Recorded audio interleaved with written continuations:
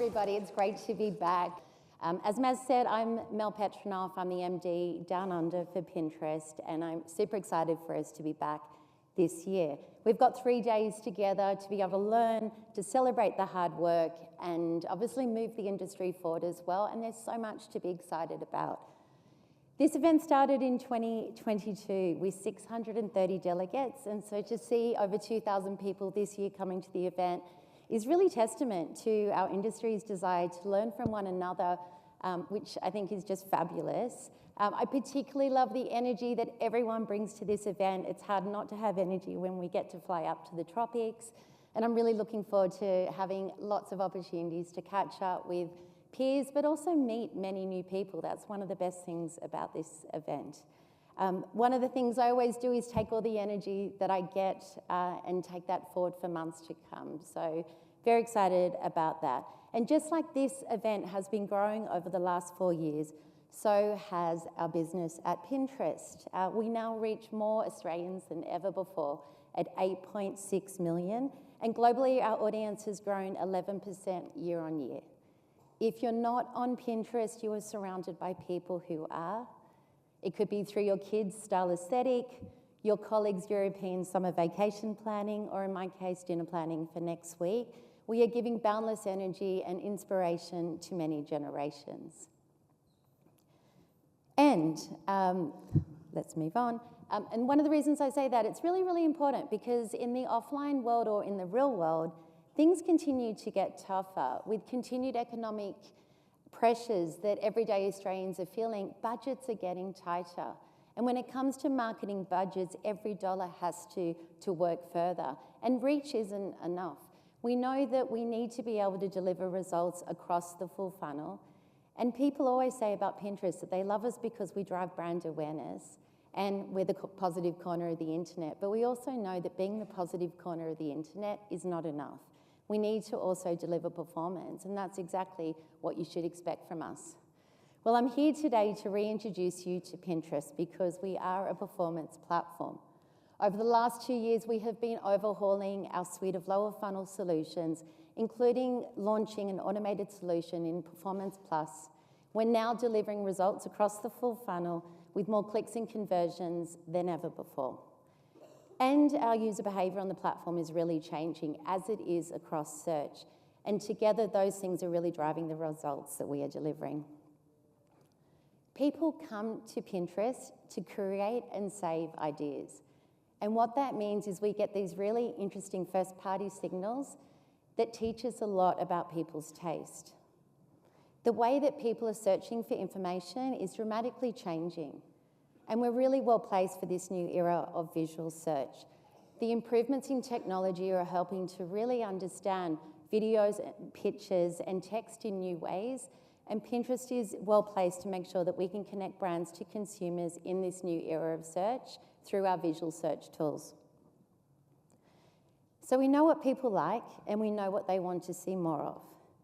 And on Pinterest, interestingly, ads are seen as content. They're actually really helpful for our users. They're not distracting to them. We know that through research, 3 in 4 Australians have a very strong negative reaction to overly invasive ads. Meanwhile, on Pinterest, people actually save ads to their boards. We also know people are coming to Pinterest because they want to change from the endless doom scrolling. Research that we commission and have launched in this market this year through Magna showed us that when ads are served in a positively viewed platform, they can deliver up to 94% increase in purchase intent versus ads viewed in a non-positive platform.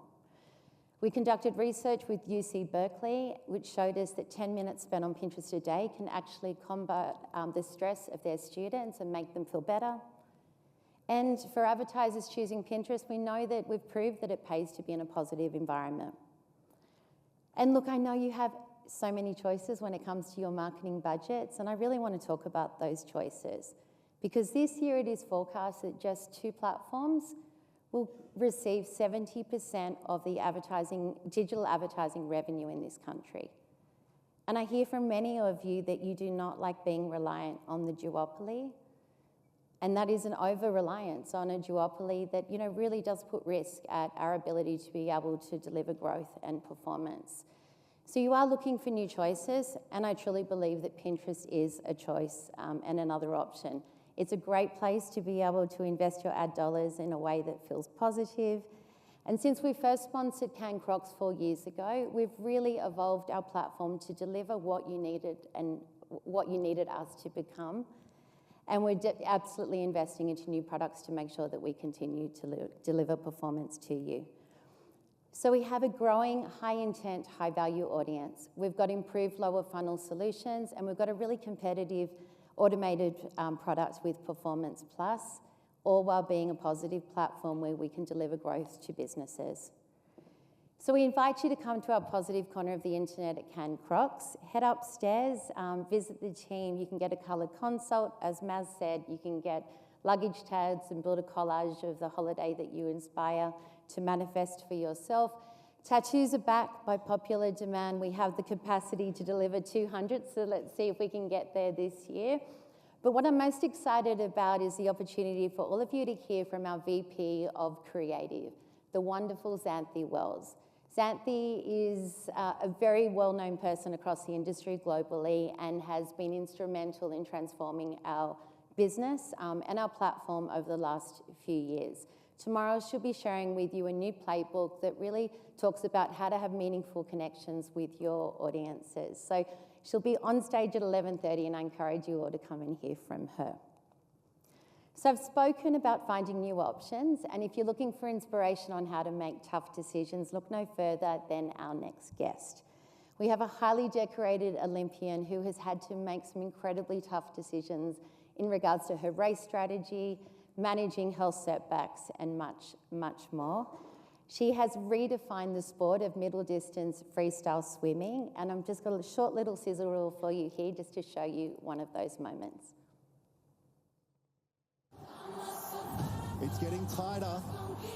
This is where Ariarne has to turn it on. Needs to set herself up for this last 50 metres.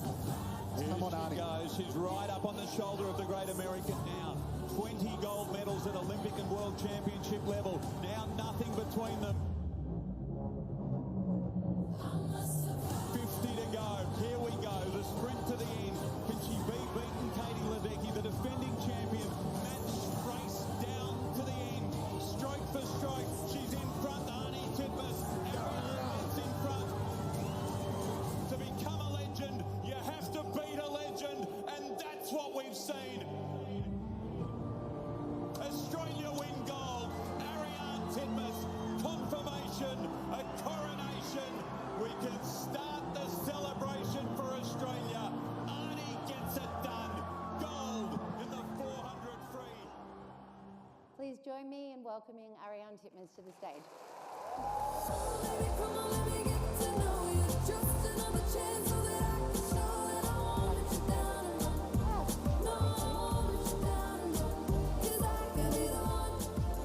Hey, Arnie. Hey, thanks for the applause. Maybe I should do this more often. Get a good applause. We're good at that across the industry. Thank you so much for heading up to Cairns to join us. What's it like reliving that moment? It feels just as amazing every time I watch it. That was my first Olympic gold, and that feeling is like no other. It's like your entire life you've dreamt of achieving this one thing, and it happens in an instant, and I get goosebumps. I actually got a bit teary then. I haven't been swimming since the Paris Olympics, so it's been nice to relive that moment. And that was Tokyo 2021, or the Olympics that we called 2020. 2 golds, 1 silver, 1 bronze, is that right? Yep. Amazing. And I have to ask and see your parents, is that your nan waving the little flag? Yeah, my nan with the flag. But also, there was this funny photo that came out. My nan is so tiny, she's like 4'8" or something, and my mum like full coat hanging her, like, But no, so cute there with the flag. Oh, so cute. Have you been up north recently, up to Cairns? Not up to Cairns this year though, but I have been to Cairns actually quite often. I've probably been up here every year for the past 5 or 6 years. We come up here to train. The pool is really good up here in Cairns, so we escape the winter down in Brisbane and come up here for 3 weeks and usually train around this time of year and then go on over to overseas to race typically. Where do you go overseas? Well, it depends every year where the comps are. Nice. So Paris last year, Asia, wherever they are. Unreal. So everyone knows you to be an incredible athlete, 4-time Olympian gold medalist, amongst other medals, 6 world records, incredible. And last year you were made or named one of Forbes Australia 30 under 30. How else would you describe yourself? I would describe myself as very much the same little girl that I was growing up in Tassie. I grew up on property and had horses. I loved cooking from a young age. I remember vividly sitting up in bed with my nana as a 3-4-year-old watching the Iron Chef. Anyone remember that show, Iron Chef? I remember watching that, and obviously my life has grown and changed a lot, and I've experienced so much in my 24 years, but I just feel like I'm the same person at heart. I feel like I love my family, I love my friends, and I just feel like I have the greatest job in the world. You do. A moment ago you were talking about tough choices. I imagine you are no stranger to these. Could you reflect on one of the toughest choices that has been pivotal to your success? Yeah, I think that there's been many throughout my career, but I grew up in Launceston in Tassie, which is a tiny little town of 90,000 people in the most southern state, very cold. I don't really know how I ended up being a swimmer, but... Do we have anyone from Tasmania with us today? Oh, yes, there's somebody. So I grew up down there swimming, and unfortunately down there the swimming scope is not massive, and I guess I started to make a little shift once I became a teenager, and Mum and Dad must have seen a glimmer in my eye, and we made the decision as a family, and Mum and Dad basically gave me the choice whether I would like to move to Queensland to pursue my swimming career, and we would move as a family when I was 14 years old. And I don't remember the time too often when we were making the decision, but I know that it happened very quickly. From the first kind of discussion, we basically moved 3 weeks later. My mum quit her job. My dad stayed in Tassie while he was looking for work, but Mum quit her job, and Mum, my younger sister, and I moved up to Brisbane with nowhere to live. We moved into a friend of a friend's house in one spare bedroom, the 3 of us, and we found a little apartment and moved in and lived there, and we had all our furniture back in Tassie. So I remember I started sleeping on my bed that I got when I was a baby, like my first big single bed. I had to start sleeping on that. We didn't have a TV. My sister slept with my mum, and we really kind of did it tough for the move. And I look back and I probably realise now more as an adult how tough it was on my mum and dad, living apart for 6 months, and the sacrifice that they made for me to pursue my dreams, I think, has been the most pivotal choice that we made as a family. I can wholeheartedly say I wouldn't be the athlete that I am, and I wouldn't have had the success without that relocation, but I owe my mum and dad everything. I just can't believe they had that faith in me as a 14-year-old to pack up our lives and move, and I'm glad that it's all worked and everything's happened. I mean, but I never felt any pressure either for it to happen. Mum and Dad never, made it known that it had to happen. They just wanted to give me the chance to just chase my dreams. Pretty incredible parents. Yeah. I know as a parent I'd find it pretty hard not to put it back on. Do you realise you're under a lot of pressure, Arnie? You've got to deliver. We've made a lot of sacrifices for you, so they sound pretty special. What about defining people in your life? Your relationship with your coach, Dean, is very well documented. I don't think that I'm sure everybody has seen videos last year from Paris when he was incredibly excited, as he should be, with some of your the races, successful races. He has a very bold persona that we've been able to see play out in the media.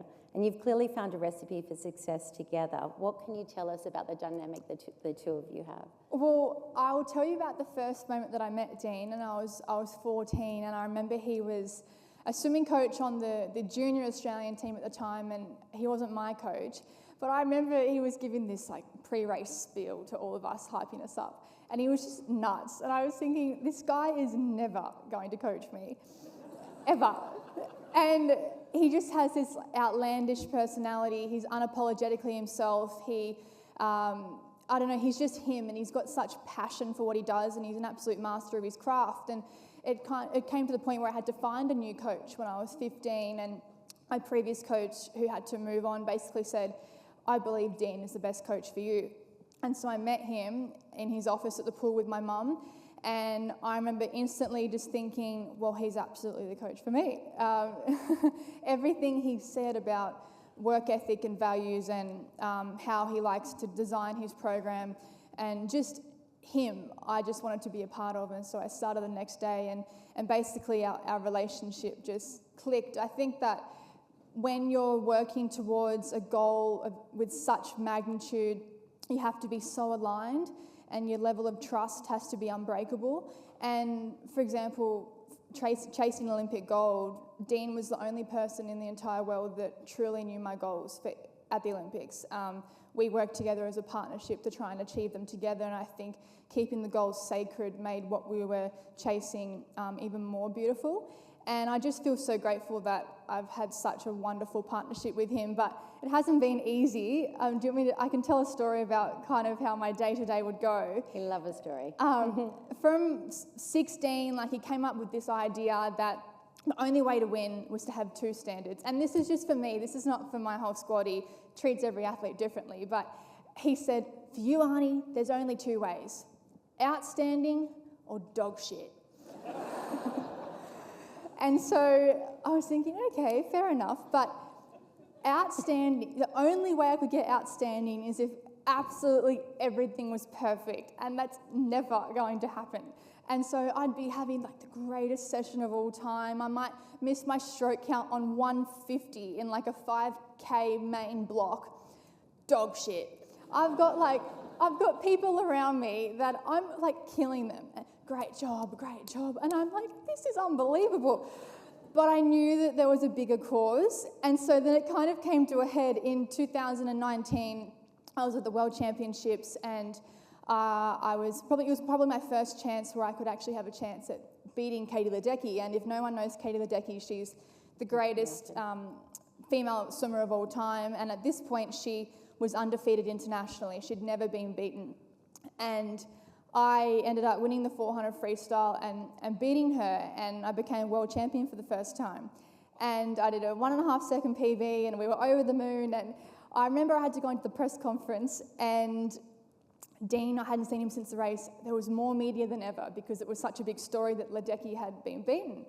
And he walks in and goes to the back of the room, and he describes it as, oh, your face lit up when I walked in. And I was, okay. And anyway, he walks to the back, and I'm talking about how great the swim was, and I'm now a world champion, and blah, blah, blah. And he just starts mouthing to me, dog shit, dog shit. So you've just beaten the number one in the world, and he's telling you you did dog shit. But we went back and looked at the race data, and 150 was a little bit off, one turn was off, and okay, dog shit swim.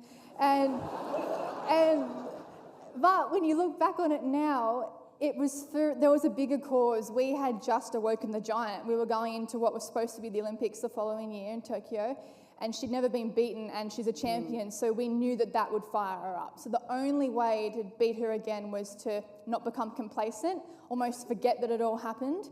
And he used to make jokes all the time about how world championships don't exist and Olympics really matter, and it was an ongoing thing. But that's basically the catalyst of what our relationship has been like. And I truly believe without him and our partnership, this success wouldn't have come. Unreal. So these incredibly high standards that he has. So you've had two things that have really catalysed your success: your incredibly selfless parents, and then Dean, the unique Dean. Talk to us about some setbacks. Is there a moment when you realised that you needed to say no to something, or to deprioritise swimming? And how does that impact your performance? Yeah, I think that if no one really knows too much about swimming, we started at a really young age. I was overseas representing Australia at 14 years old without my parents. You start training about 30 hours a week at 12 years old, and I have dedicated my life to the sport. I did year 11 and 12 over 3 years. I didn't go to my formal. I never went to a high school party, never had a boyfriend. You don't live a life outside of your sport. You dedicate your whole life to your goals. And I was okay with that because I wanted to become Olympic champion, and those goals, they made me happy. But I think that there's always moments in your life that are truly defining. I think everyone at some point will have something happen that maybe makes them have a different perspective, or a switch is flicked, or your bubble is burst. And I guess late in 2023, at that point of the year, you're 9 months out from Olympic Games, and basically the saying that I have is you can't win Olympic gold at that time of the year, but you can lose it. And you can lose it if you're not doing the work and you're not training hard, and then it will come to fruition later on the following year. And at the time, I was managing a hip injury, and we were getting some scans on it, and they found a 8 by 8.5 centimetre tumour on my left ovary. And as an athlete, when you're in that kind of, in the groove, all you're really worrying about is performing like a Ferrari, fueling your car to train. You kind of forget the purpose of your body and your purpose to be like alive. You're just really just training. And so when something happens that's totally outlandish, when you're supposed to be super healthy and fit and striving for Olympic gold, it really was a big awakening to me. And I guess I had the option I wasn't feeling any physical symptoms, so I had the option to leave it in and just keep going. And, my goal at that time was to defend my titles or have it removed in the hope that it hadn't affected my fertility and what it had done to that ovary. And for me, at that point, it wasn't even a decision. It was, I have to get it out. I realised during this whole period what actually life is about. And life is about so much more than your job and your career and your sport. It's about your family and having your own family one day and being passionate about other things. And it was tough. It was physically tough. I mean, basically the surgery was almost like a little mini C-section. And I remember I'd never had an operation before, and I said to the surgeon, I'll be back in the water in 2 days. And she said, nah. She said, if we were doing proper rehab, with a normal person, you wouldn't be exercising for a month. You wouldn't be lifting a weight for 6 weeks. And I was like, well, that's just not possible. And so we basically gave myself 2 weeks of bed rest, and then I started with like a floaty around my waist, and I was running in the water, and then we went up to 400 metres for a day when typically my daily mileage would be 15k. So we started at 400 metres. We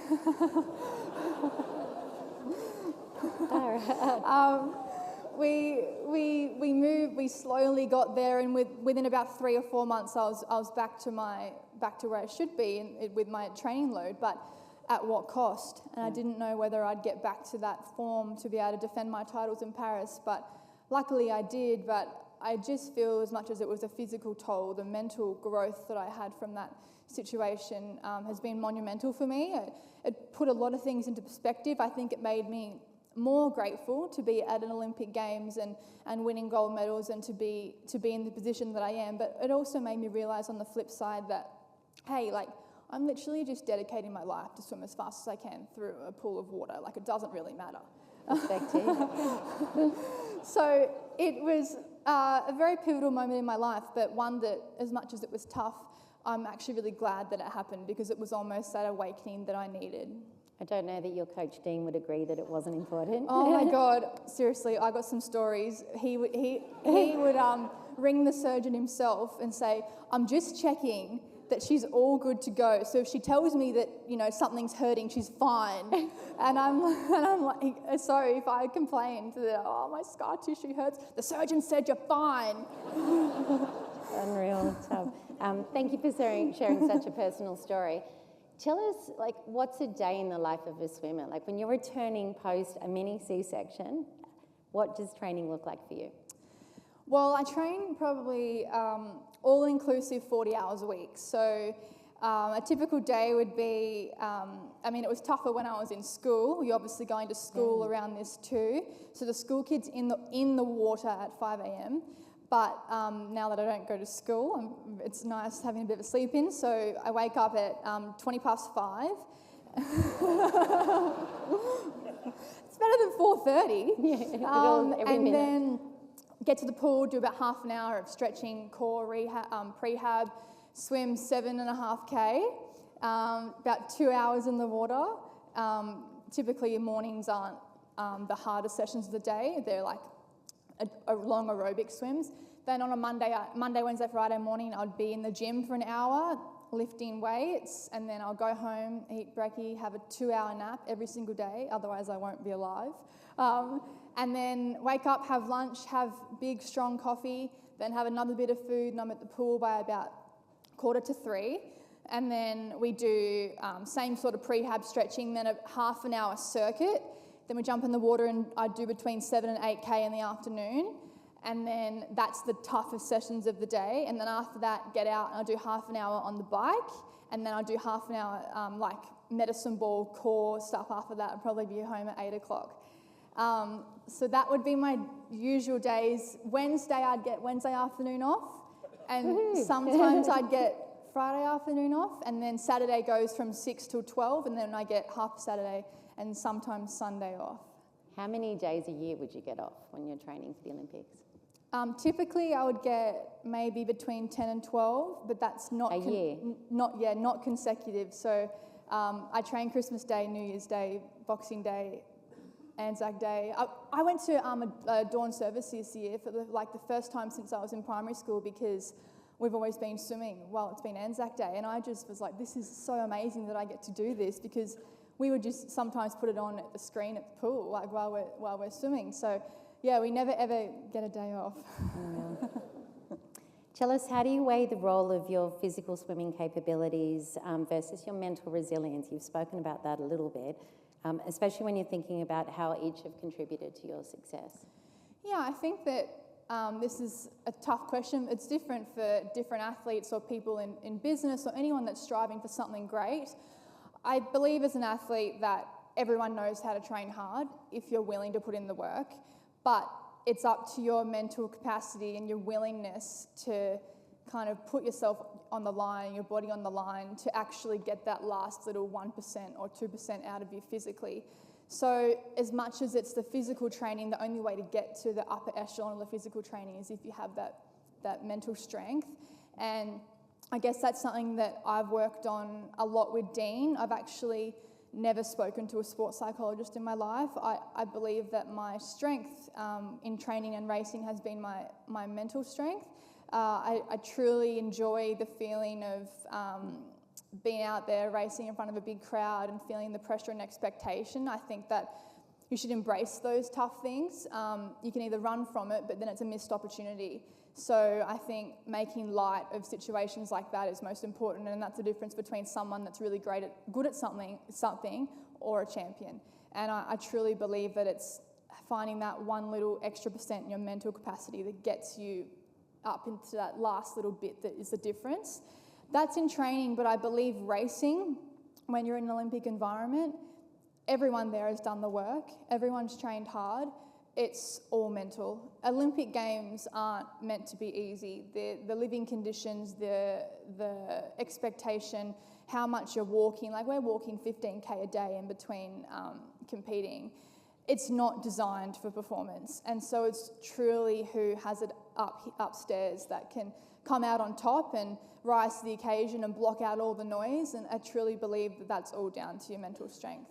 Why are you walking 15Ks a day? I mean, we've just signed up for City to Surf, and some of our team are not even wanting to walk 15Ks. Well, unfortunately, Olympic Village has to house 10,000 people, and your country basically has to bid for where you're positioned in the village. And so you've got to be walking to and from the bus, to and from the dining hall, to and from the laundry. We do our own laundry while we're competing. We have to make our own. We have to make our own bed, change our own sheets while we're competing, and drop it off. So basically walking like each way up to 2K. Some countries, like smaller countries, the size of the village can sometimes be like 3 kilometres in length. They're walking from the back of the village to the front, back and forth like 4 or 5 times a day. So you're kind of screwed. Unreal. Yeah.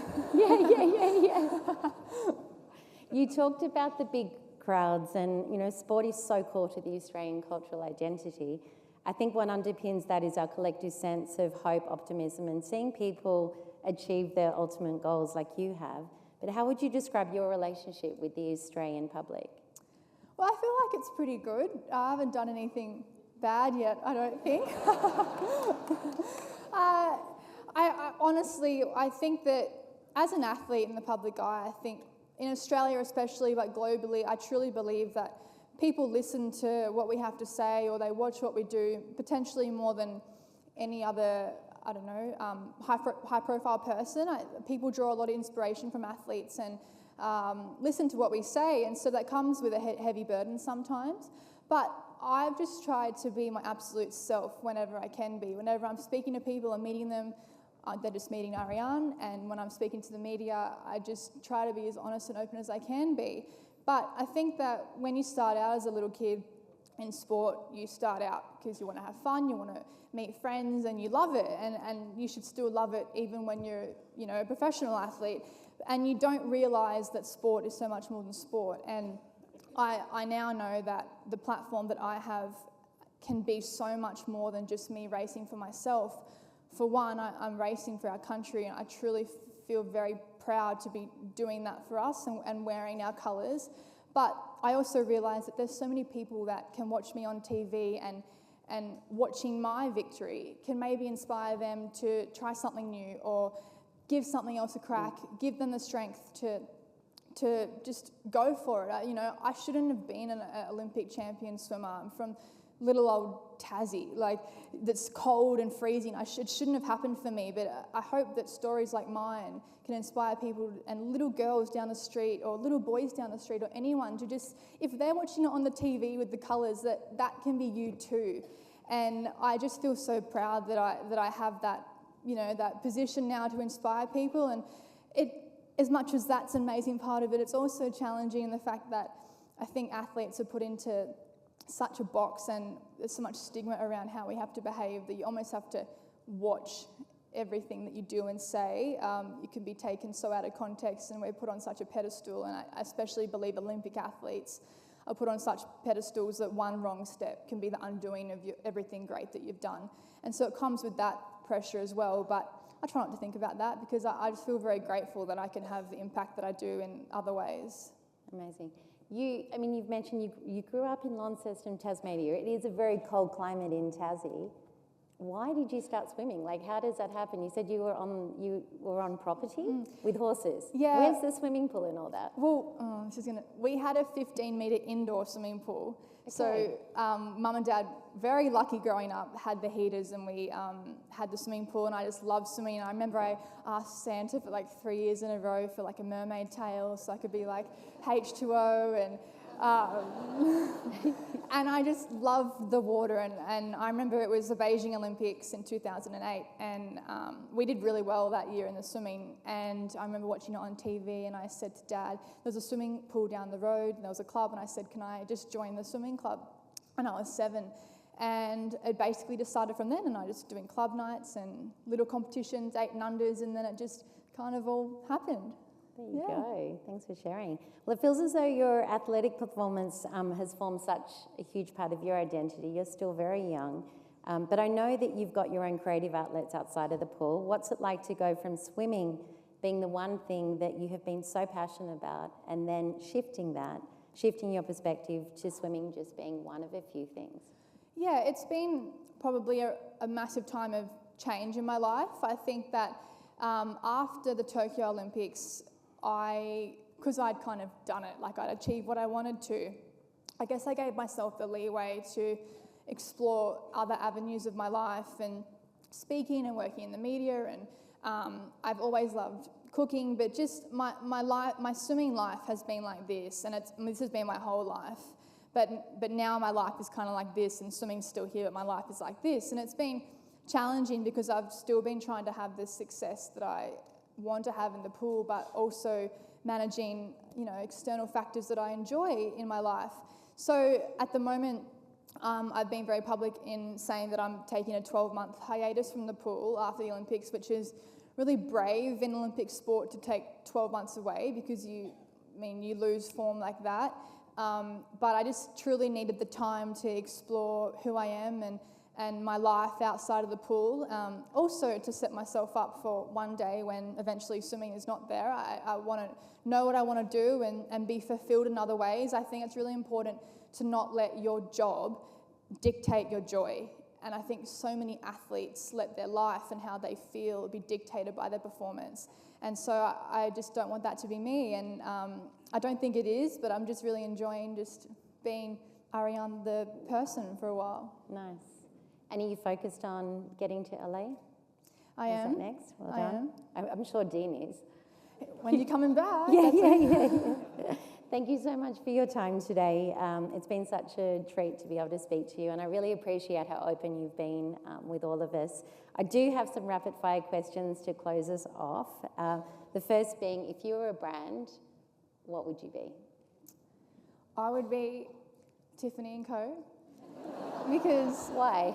Because Tiffany have these beautiful hardware jewels, and it's the synergy between that femininity of jewellery but the strength that the hardware portrays. Oh, nice. So I like it. that, yeah. Okay, if you could switch places with a well-known Australian for a day, who would you choose? Well, we're in Cairns and Crocs, and I've never been to Australia Zoo, so I'm going to say Robert Irwin. There's got to be a connection to Australia Zoo. I love it. Yeah. If you went outside of Australia, who would you swap shoes with for a day? Oh, you know what? It's just been the Met Gala, and I don't know if everyone knows what the Met Gala is, and I mean, the Kardashians still go there every year, and I'd just like to swap and see what their life is like and see if they actually do work or... I would actually like to see like what a life of the truly rich and famous would be like. I'm surprised there's still a thing. Yeah, they're still a thing. They're still sitting around talking to one another. Yeah. Eh? There you go. What a life. What's the best advice you've ever received? The best advice, my dad says this to me all the time, and it's actually what he kind of said to me when we first moved to Queensland. You regret the things in life that you didn't do, not what you did do. And so I would always say, don't ever be scared to do something. Just go for it. And what's the worst that can happen? Be fearless. You're just going to end up in the same place you are now. Yeah. May as well just give something a go. Love that. And I wouldn't be representing Pinterest if I didn't ask, what are you pinning right now? Well, actually, you asked this the other day, and I said, well, I had pinned a lot of nail looks. But actually, last night, laying in my hotel room, I was pinning what I want to cook on the weekend. What are you cooking on the weekend? Just some nice beef, maybe. So for anyone else, I had my wisdom teeth out 7 days ago, and so I'm cooking a bit of a dinner party, and so I need to make things that I can eat. So some really, really slow cooked meat, mashed potatoes. Are you serving, is it apple puree for dessert? Yeah. I love it. Please join me in thanking Ariarne. Thank you.